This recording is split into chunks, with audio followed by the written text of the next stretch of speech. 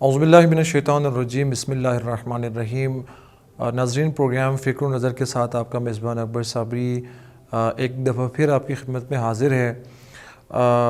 ناظرین، معاشرے محبت، بھائی چارے اور امن کے ساتھ گزرتے ہیں، لیکن جس معاشرے کے اندر امن اور محبت اور رواداری نہیں ہوتی، وہ معاشرہ ایک جنگل کا سا ماحول ہوتا ہے۔ اور ہم دیکھتے ہیں کہ جس پوری دنیا کے اندر جس ملک کے اندر امن، محبت، بھائی چارگی اور برداشت دیکھی گئی ہے، وہ ممالک آج اچھے انداز میں ایگزسٹ کر رہے ہیں۔ بدقسمتی سے مملکت خوداراد پاکستان کے اندر جب سے پاکستان بنا ہے، اس کے بعد سے پاکستان کے اندر جس طرح سے مذہبی شدت پسندی اپنے عروج پہ ہے، یہ ایک پوری ریاست کے لیے ایک سوالیہ نشان ہے کہ جس طرح سے مذہب کا نام اس ملک کے اندر استعمال ہوتا ہے اور مذہب کے نام پہ جس طرح سے لوگوں کی گردنیں اڑائی جاتی ہیں، لوگوں کے درمیان عدم برداشت ہے، یہ انتہائی فکر انگیز بات ہے۔ آج ہم اپنے اس پروگرام کے اندر انتہائی تفصیل کے ساتھ اس معاشرے کے اندر جو برداشت سے متعلق ہم اپنے پروگرام میں بات کریں گے۔ ہمارے درمیان موجود ہیں حجت الاسلام والمسلمین علامہ اختر امینی صاحب۔ صاحب السلام علیکم۔ وعلیکم السلام ورحمۃ اللہ۔ بہت بہت شکریہ، آپ نے ٹائم دیا۔ قبلہ، جیسا کہ آپ جانتے ہیں کہ جو برداشت ہے کسی بھی معاشرے کے لیے وہ نہایت ہی اہم ہے، لیکن پاکستان جیسے ملک کے اندر مذہب کے نام پر جس طرح سے جو ایک انتہا پسندی کی ایک انتہا پر ہے اس وقت ملک، آپ کیا سمجھتے ہیں کہ یہ بنیادی وجوہات کیا ہیں جو عدم برداشت کی، جو لوگوں کی مذہب کے نام پہ لوگوں کی گردنیں اڑائی جاتی ہیں اور لوگوں کو مارا پیٹا جاتا ہے، اس کی کیا وجہ ہے؟ اعوذ باللہ من الشیطان الرجیم، بسم اللہ الرحمن الرحیم۔ قال اللہ تبارک و تعالی فی کتابہ المجید و فرقانہ الحمید وہو اصدق القائلین، بسم اللہ الرحمن الرحیم، لکم دینکم ولی الدین۔ اسلام جو کہ دین فطرت ہے، اس اسلام میں جہاں ہدایت کا راستہ اس کے ماننے والوں کے لیے ہے، وہاں اس کے نام ماننے والوں کے لیے بھی گنجائش موجود ہے۔ صحیح۔ جس طرح آپ فرما رہے ہیں کہ عدم برداشت کی وجہ سے جو انتشار پھیلتا ہے معاشرے میں، اس کی بہت سی وجوہات ہو سکتی ہیں۔ مذہبی حوالے سے سب سے جو بری چیز ہے وہ یہ ہے کہ ہر مسلک اپنے آپ کو حق پر سمجھتے ہوئے اپنی بات منوانے کے لیے ہر طرح کے راستے کو جائز سمجھتا ہے، درست۔ جو کہ بہت ہی بری چیز ہے معاشرے میں، جس کی وجہ سے نقصانات ہوتے آئے ہیں، ہو رہے ہیں، اور اگر یہ سلسلہ بند نہ ہوا تو مزید نقصانات ہونے کے چانسز ہیں۔ جہاں تک مذہبی حوالے سے عدم برداشت کو اگر ہم لیتے ہیں، ہمارے ہاں ایک مکمل سیرت موجود ہے انبیاء کی، ائمہ علیہم الصلاۃ والسلام کی۔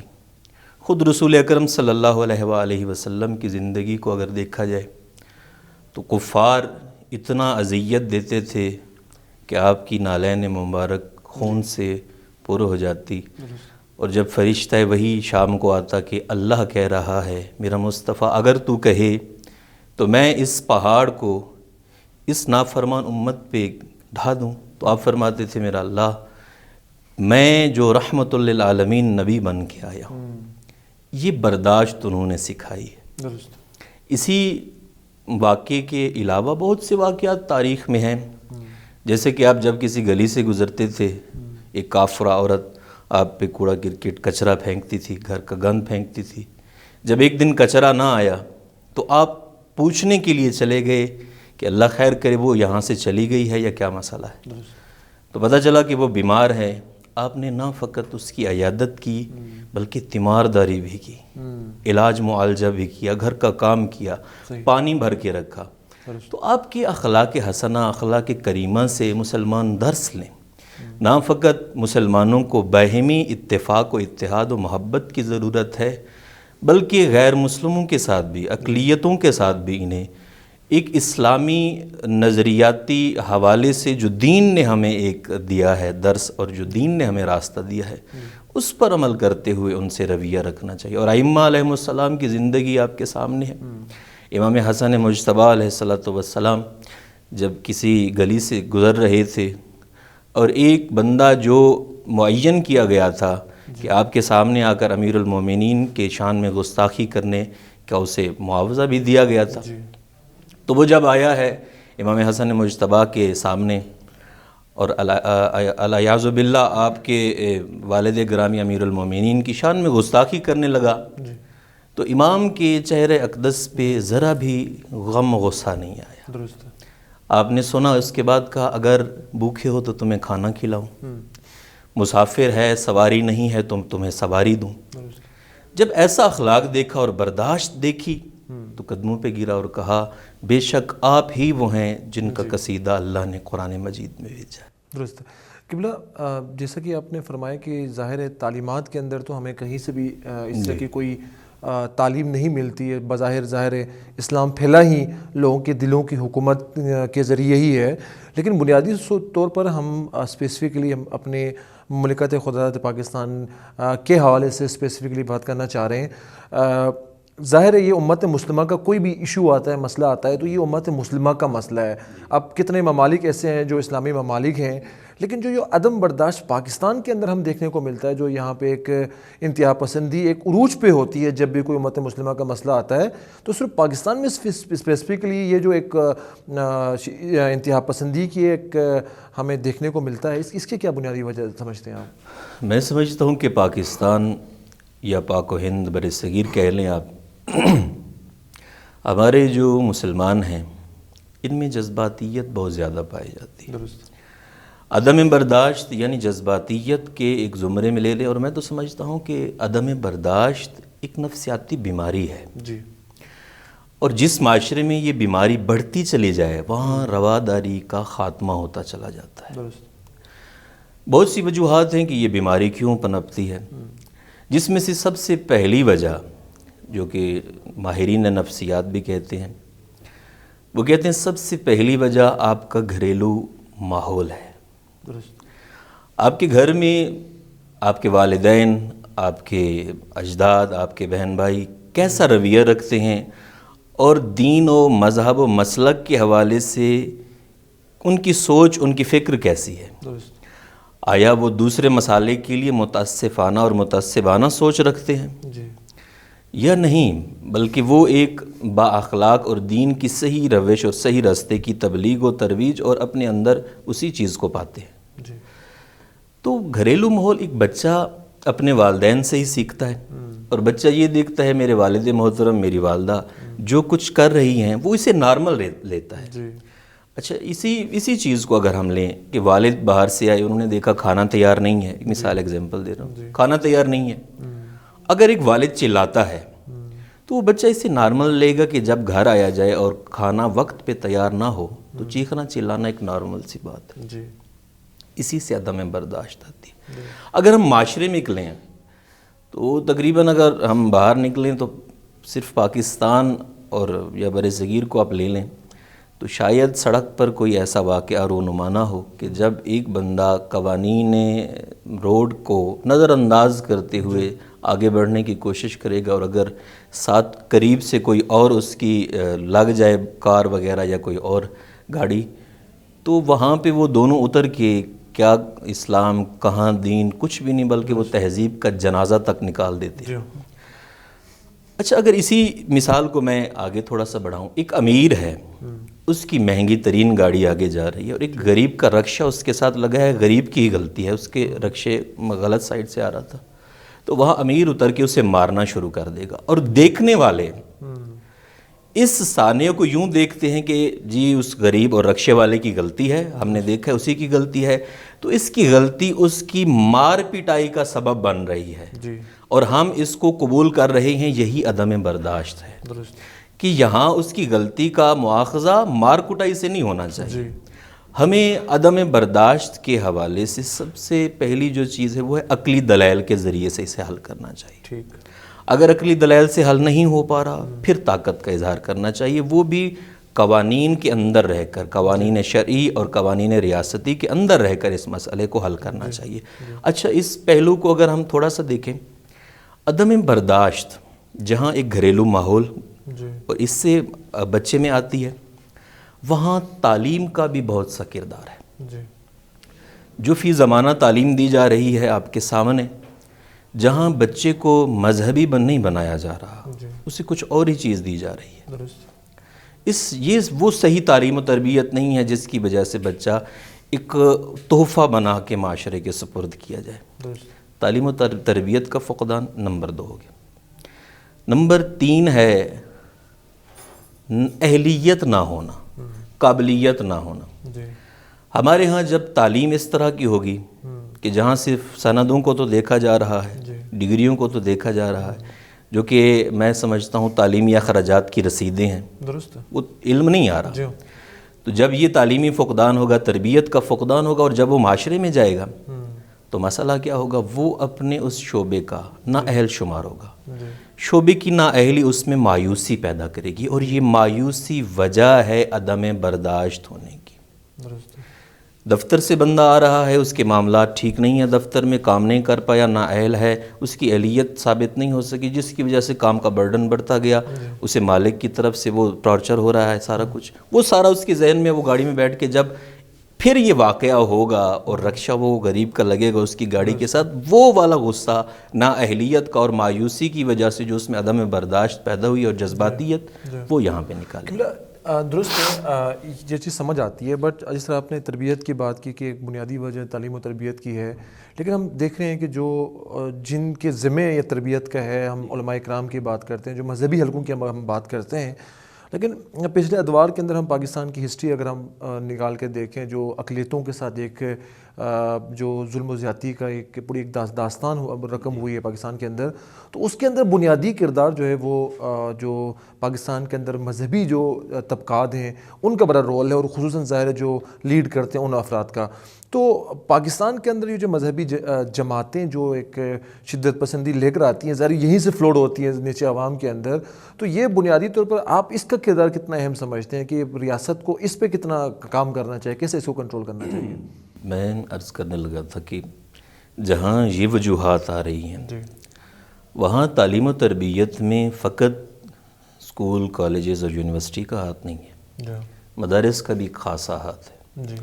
وہ مدرسہ چاہے جس مسلک کا ہو، کوئی قید نہیں ہے، شیعہ کا ہے، سنی کا ہے، اہل حدیث کا ہے، وہابی مسلک کا ہے، جس مسلک کا بھی ہے، اس مسلک میں، اس مدرسے میں اپنے مسلک کے جہاں اس بات سکھائے جاتے ہیں، وہاں دوسرے مسالک کے منفی پہلو کی تعلیم دی جاتی ہے۔ وہ مسلک غلط ہے تو کیوں، وہ مسلک صحیح نہیں ہے تو کیوں، ہمارا سب سے بہتر مسلک ہے تو کیوں۔ ہمیں اپنے مدارس میں بھی جہاں اپنے مسلک کے اس بات اور اس کی تعلیم دینی چاہیے، وہاں دوسرے مسالک کے احترام کی بھی تعلیم دینی چاہیے، دوسرے مذاہب کے احترام کی بھی تعلیم دینی چاہیے۔ اقلیتوں کے حوالے سے رسول اکرم صلی اللہ علیہ وآلہ وسلم کی زندگی ہمارے سامنے ہے۔ رسول خدا صلی اللہ علیہ وآلہ وسلم کے سامنے جب کوئی یہودی آتا، عیسائی آتا، آپ کی بارگاہ میں کوئی آتا، جب کوئی بات ہونے لگتی، اب سورہ کافرون کی جو میں نے آیت آخری اختتامیہ تلاوت کیا ہے، جب بات کہیں نہ روک سکے، بہت سے ایسے ہیں جو رسول خدا کی بات پہ نہ آئے، رسول خدا نے کیا ایکشن کیا ہے؟ فرمایا لکم دینکم ولی دین، تمہارے لیے تمہارا دین ہے، میرے لیے میرا دین ہے، تم نے اپنا حساب خود دینا ہے، میرے ذمہ کیا تھا؟ وما علینا الا البلاغ، میرے ذمہ پہنچا دینا تھا، ہدایت دینا یا نہ دینا اللہ کے ہاتھ میں ہے، اور ہدایت قبول کرنا یا نہ کرنا تمہارے ہاتھ میں ہے۔ مصطفیٰ صلی اللہ علیہ وآلہ وسلم نے تلوار اٹھا کے یا اسلحہ اٹھا کے ان کو نہیں، اور جنگیں بھی جتنی ہوئی ہیں، 84 جنگیں، 84 غزوات ہوئے ہیں، ان غزوات میں 3 چیزیں ہوتی تھیں: اسلام قبول کر لو، نہیں کرتے، درمیان والا راستہ کیا ہے؟ جزیہ دو، امن کے ساتھ اس ریاست میں رہو، اگر نہیں کر رہے وہ بھی، یہاں سے چلے جاؤ، یہ بھی نہیں کرتے، پھر ہے راستہ جنگ کا۔ اور ہمارے معاملات جیسے کہ یہ سیالکوٹ کا واقعہ ہوا، یہ اس طرح کی جتنے بھی واقعات ہوتے ہیں جہاں بات کوئی ایک فرد سنتا ہے، دو سنتے ہیں یا چند اشخاص سنتے ہیں، بلا کسی تحقیق کے، بلا کسی قوانین کے اس کو وہیں پہ اس موقع پہ سزا دی جاتی ہے، جو کہ میں سمجھتا ہوں تحقیق ہونی چاہیے۔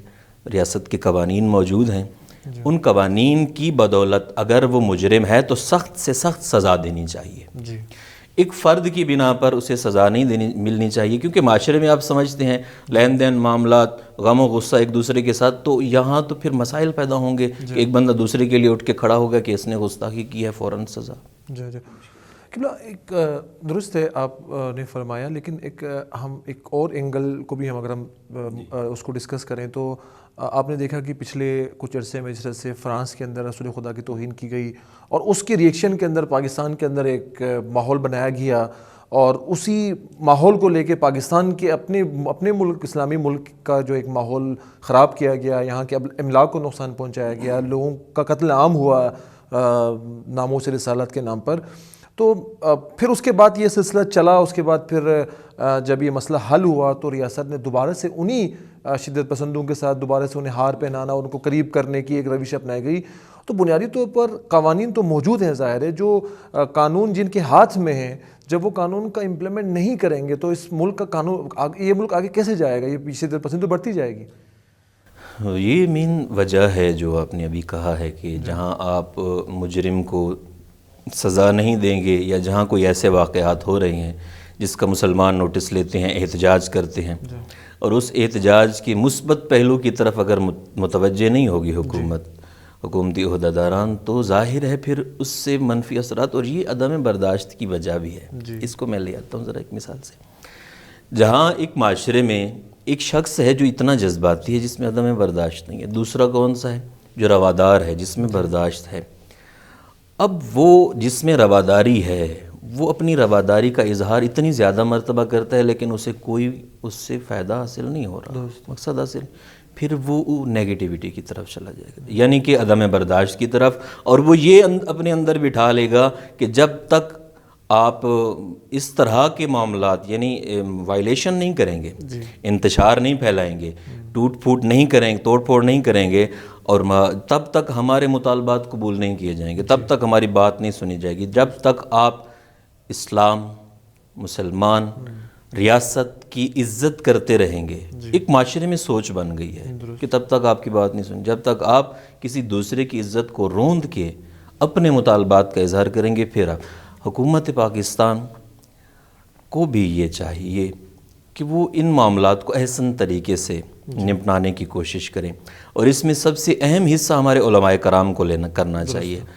علماء کرام کا ایک خاص حصہ ہے جو آواز ایک بن کے جاتی ہے حکومت کی طرف، ان کو چاہیے کہ وہ ہر مسلک والا اپنے اس مسلک کے پیروکار کو صحیح موٹیویٹ کرے، انہیں صحیح بتائیں، ان کی بات سنیں، پھر اس ایک فورم سے ہی بات آگے جانی چاہیے۔ اور اس طرح کے میں سمجھتا ہوں الٹا ہمیں ہی نقصان ہو رہا ہے، اس طرح کے جو توڑ پھوڑ کرتے ہیں، یا اس طرح کے جو معاملات خراب ہوتے ہیں، اپنا ملک نقصان ہو، جو ہم خدا نہ خواستہ مسلمان نہ ہو، غیر مسلم ہو اور دوسری کنٹری کا ہو، تو یہ تو پھر زیادہ مسائل اٹھتے ہیں۔ اور آپ دیکھ رہے ہیں سوشل میڈیا پہ جو طوفان بدتمیزی اٹھا ہوا ہے، جس میں پاکستان کو عجیب و غریب نام سے پکارا جا رہا ہے، مسلمانوں کو ٹیررسٹ کہا جا رہا ہے، دوسرے الفاظوں سے اسے بلایا جاتا ہے، تو یہ بھی معاملات بڑھتے ہیں نہ سلجھنے کی وجہ سے۔ معاملات جب حل نہ ہوں گے تو اس طرح سے بکھر جاتے ہیں کہ اپنا ہی۔